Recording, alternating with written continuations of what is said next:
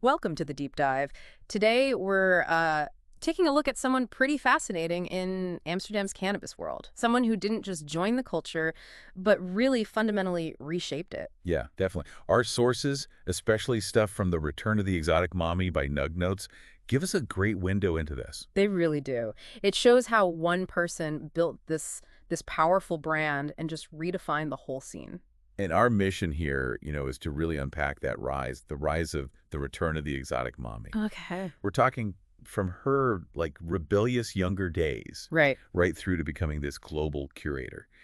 It shows how a genuine passion, really, for certain flavors made her such a defining force. So you'll find out how her taste, yeah, and her business sense really lifted up a whole subculture. Exactly, from the inside out almost. Okay, so let's trace this back. Where did it start? The sources say way before things like RS-11 and Skittles were big. Right. She was just a teenager in Milan rolling these pollen-packed spliffs, a bit of a rebel. Then she visits Amsterdam like a tourist, totally wide-eyed, falls for the culture, and, well, decides to stay. How did that first trip kind of set the scene? Well, it's more than just moving, right? Yeah. What's really interesting is how her taste evolved. Ah. She started somewhere, but then by 2019, she dives headfirst into that whole Cali exotics wave. The Skittles, RS-11, Snoop Not Runs. trendy stuff back then. Exactly. But here's the thing. Deep down, her real preference, what she really liked, was always those sharp sours, the earthy OGs. Interesting. Yeah, she calls them timeless flavors,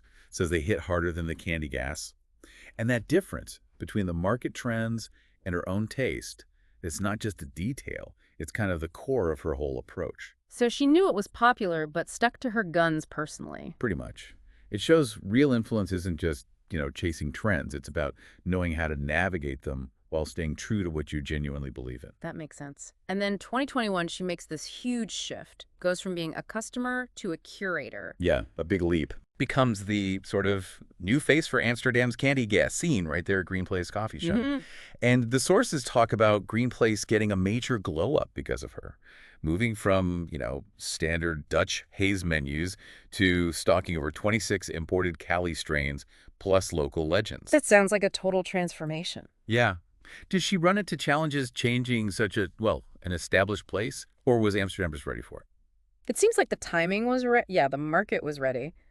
But her way of doing it was crucial. How so? Well, think about it. Even though she got linked to Skittles and candy terps, through things like the First Smoke of the Day podcast. Right, that raised her profile. It did. But her personal stash, what she actually smoked, that stayed rooted in the sour gas, the classic OGs, the really fuel-heavy hash. Okay. So she changed the shop's menu, definitely. Brought in those Moroccan lamps, the ice wax melts in the jars, catering to demand.